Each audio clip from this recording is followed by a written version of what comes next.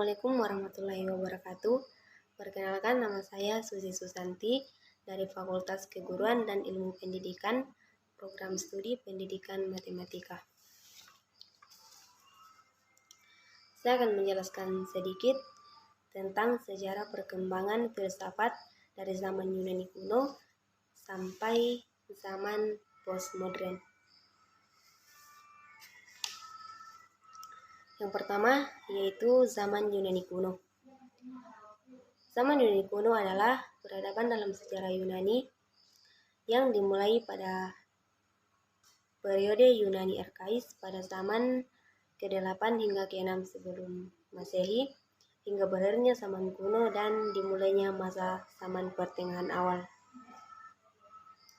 Istilah Yunani kuno dipakai untuk menyifatkan peradaban di wilayah penutur bahasa Yunani pada abad kuno. Wilayah yang dimaksud tidak hanya terbatas pada semenanjung Yunani, tetapi juga mencakup pula daerah-daerah lain yang didiami bangsa Yunani, antara lain Pulau Siprus, Kepulauan Aegea, daerah pesisir Anatolia, kalau itu disebut Lunia, Pulau Sisilia, dan kawasan selatan semenanjung Italia, dikenal dengan sebutan Yunani Besar, maupun pemukiman-pemukiman orang Yunani di daerah pesisir Kolkis, Irilia, Trakia, Mesir, Kireneika, kawasan selatan Galia, kawasan timur dan timur laut semenanjung Iberia, dan Taurika. Kebanyakan sejarawan menganggap peradaban inilah yang membentuk dasar peradaban Barat. Kebudayaan Yunani sangat mempengaruhi Kekaisaran Romawi yang pada kiranya mempengaruhi kawasan-kawasan lain di Eropa.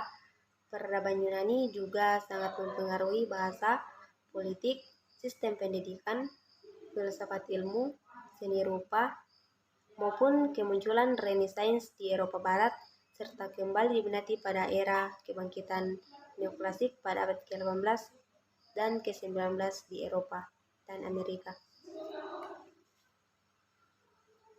Adapun tokoh-tokoh yang terlibat pada zaman Yunani kuno yaitu 1. Sophocles. Sophocles adalah seorang penulis Yunani kuno yang telah menulis sebanyak 123 drama. Hanya 7 dramanya yang selamat dengan utuh. Sophocles adalah penulis kisah tragedi terbesar kedua dari 3 dalam kategori tersebut. Yunani kuno lainnya Archelaus dan Euripides.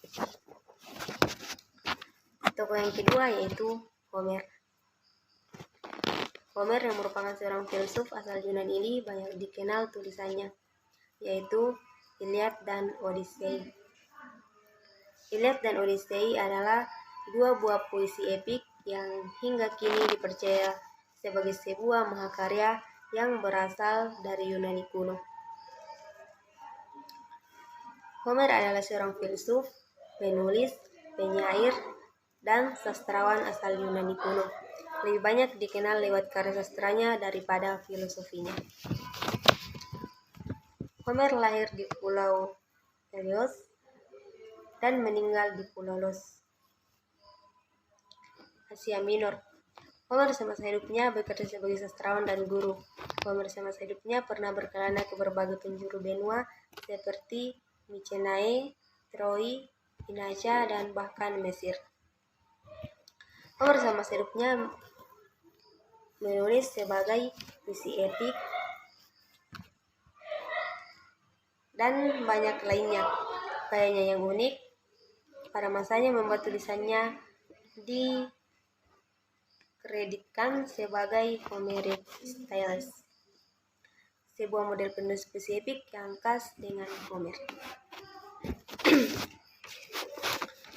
Zaman yang kedua yaitu zaman ke-8. Zaman ke-8 dikenal sebagai abad pertengahan. Pada zaman ini dikuasai oleh pemikiran keagamaan yaitu Kristiani.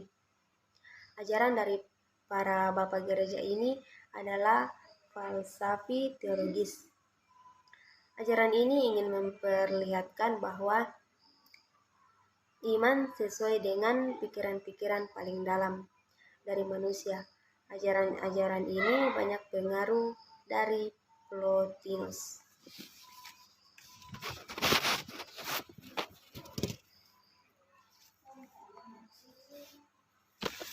Tokoh yang terlibat pada zaman ke-8 yaitu 1. Nicolaus Copernicus. Nicolaus Copernicus dilahirkan di Torun, Polandia pada tanggal 19 Februari 1473. Masa kecil serta pendidikan pertamanya ia dapat dari Torun yang menjadi tanah kelahirannya. Selanjutnya, ia belajar di Chelmno. Di sana ia belajar mengenai bahasa Latin serta karya dari para penulis kuno.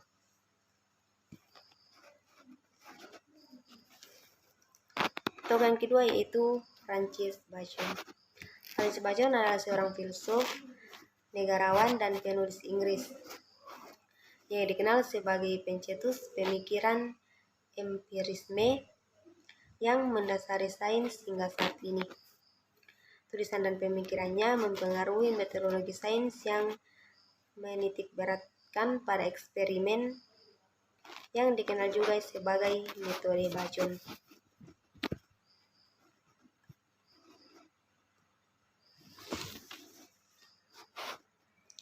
Yang ketiga, zaman pencerahan. Zaman pencerahan adalah suatu masa di sekitar abad ke-18 di Eropa yang diketahui memiliki revisi atas kepercayaan-kepercayaan tradisional, memisahkan pengaruh-pengaruh keagamaan dari pemerintah.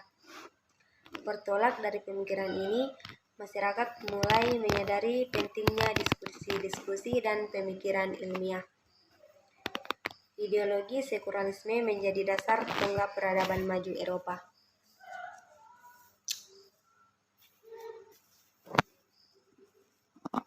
Zaman pencerahan dapat pula dikatakan secara sederhana sebagai pergeseran dari zaman kegelapan.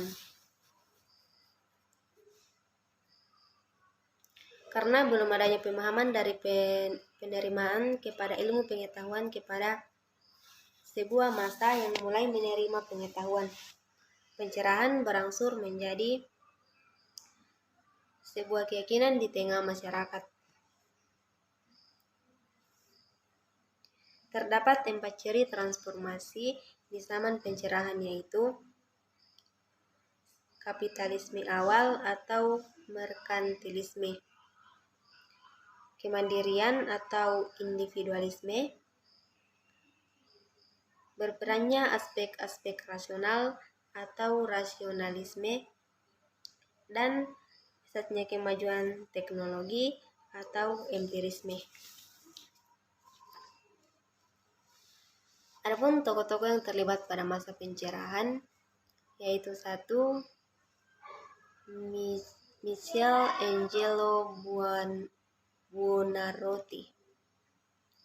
Dia adalah seorang pelukis, pemahat, pujangga, dan arsitek zaman Renaissance.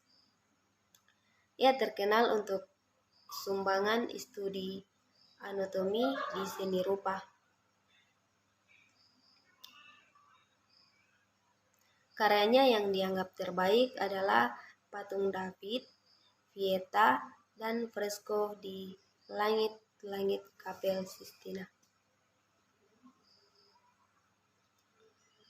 Karya Michelangelo membuka mata seniman pada zaman ini tentang pentingnya studi yang baik tentang anatomi. Pada masa inilah dimulai penelitian langsung organ tubuh dan alat gerak dari mayat. Karya-karyanya banyak menjadi inspirasi karya seni pada masa Renaissance. Selain itu, karya arsiteknya bisa dilihat dari banyak bangunan di Firenze.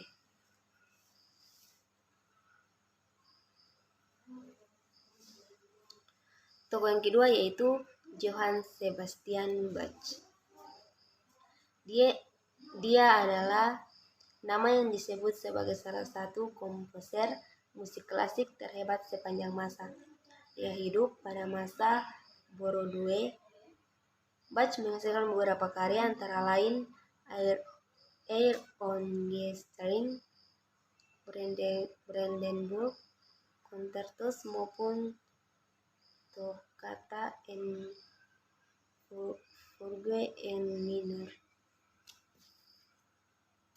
Zaman keempat yaitu zaman modern. Zaman modern biasanya merujuk pada tahun-tahun setelah 1500 tahun. Tahun tersebut ditandai dengan runtuhnya Kekaisaran Romawi Timur, penemuan Amerika oleh Christopher Columbus, dimulainya Zeitgeist dan reformasi gereja oleh Martin Luther. Zaman modern ditandai dengan perkembangan pesat di bidang ilmu pengetahuan, politik, dan teknologi. Dari akhir abad ke-19 dan awal abad ke-20, seni modern, politik, iptek, dan budaya tak hanya mendominasi Eropa Barat dan Amerika, tetapi juga hampir setiap jengkal daerah di dunia, termasuk berbagai macam pemikiran pro maupun yang kontra terhadap dunia barat. Tokoh yang terlibat pada zaman modern yaitu Bertrand Russell. Dia adalah seorang filsuf dan ahli matematika ternama Britania Raya. Dia menulis banyak sekali buku dan brosur tentang berbagai masalah, antara lain filsafat, moral, pendidikan, sejarah, agama, dan juga politik. Sumbangan terbesarnya di bidang ilmiah adalah di bidang logika matematika. Tokoh yang kedua yaitu Rudolf Carnap. Adalah filsuf politisme logis kelahiran Jerman yang memberi kontribusi penting dalam logika, analisis bahasa, teori peluang, dan filsafat ilmu. Sintaks logis dari bahasa milik Carnap dapat dianggap sebagai respon terhadap Tractatus Wittgenstein.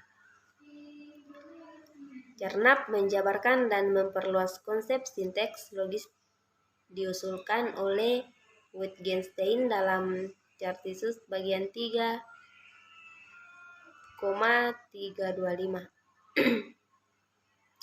Tujuan dari sintaks logis adalah untuk menyediakan sistem, konsep, bahasa dengan bantuan hasil analisis logis akan formulabel. Karena mengatakan filsafat harus diganti dengan ilmu logika. Yang kelima, zaman postmodern.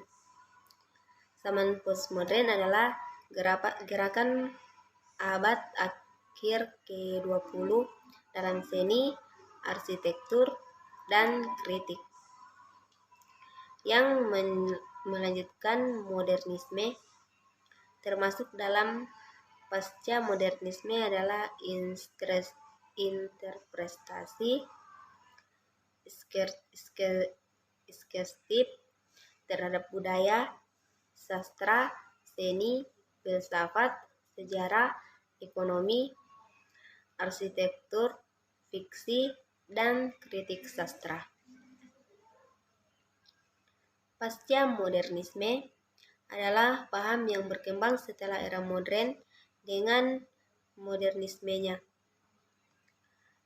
Pasca modernisme bukanlah paham tunggal atau sebuah teori, tetapi justru memayungi berbagai teori-teori yang bertebaran dan sulit dicari titik temu yang tunggal. Tokoh yang terlibat pada zaman postmodern yaitu satu, Jean Baudrillard.